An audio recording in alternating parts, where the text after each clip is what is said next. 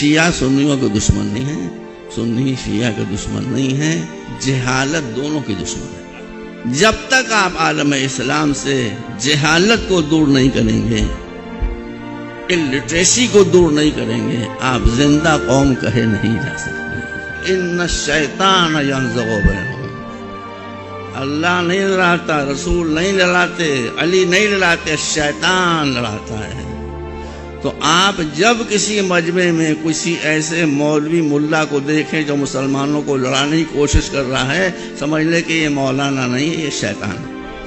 ہمارے یہاں شیعہ فرقے میں تقلید ہوتی ہے زندہ مجتہد کی۔ میں ابھی شعبان کے مہینے میں کربلا مولا گیا تھا، 3 گھنٹے کے لیے میں گیا تھا نجف اشرف، جہاں ان کا قیام ہے آیت اللہ سستانی کا۔ میں نے ان سے کہلوایا کہ میں آیا ہوں، آپ کا دیدار کرنا چاہتا ہوں۔ وہاں ملنے والوں کا ہجوم ہوتا ہے، لیکن انہوں نے سب کو ہٹا کر فوراً مجھے بلا لیا اور مجھ سے پرائیویسی میں بات کی۔ انہوں نے اور مجھ سے کہا میں تمہارا مشن قرار دیتا ہوں، تمہارا مشن یہ ہے کہ شیعوں اور سنیوں کو آپس میں ملانے کے لیے کوئی کوشش چھوڑو نہیں۔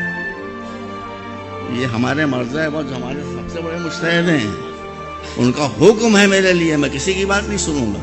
میں نے کہا کہ میں سنیوں کو تو پہلے ہی سے بھائی کہتا ہوں، کہ یہی تم چاہتے تم کو بھائی نہ کہو۔ میں ڈر گیا، میں کہا پھر میں کیا کہوں، اب بھائی سے بڑا کون ہوتا ہے؟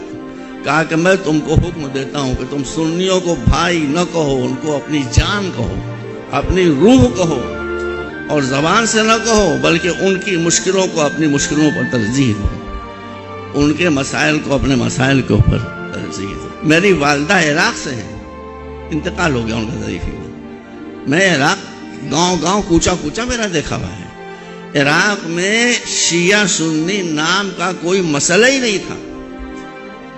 جس دن سے حضرت امریکہ تشریف لائے، شیطان آیا، لڑائی شروع ہو گئی۔ میں تو سنی حضرات سے بہت قریب ہوں، میں خوب جانتا ہوں سنی کیسے ہیں۔ بہت سے سنی ایسے ہیں جو شیعوں سے زیادہ حسین سے محبت کرتے ہیں۔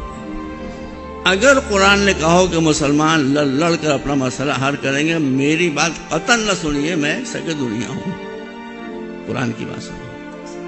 قرآن نے اگر کہیں نہیں کہا ہے، ہر جگہ یہ کہا ہے کہ ملو، مل کر رہو، مل کر رہو، آپس کے جھگڑے اس کو بات چیت سے طے کر لو۔ تو اگر آپ نہیں کر رہے ہیں یہ اور لڑ رہے ہیں آپس میں، تو آپ میری مخالفت نہیں کر رہے ہیں، اپنے رب کی مخالفت۔ یہ سب اہل سنت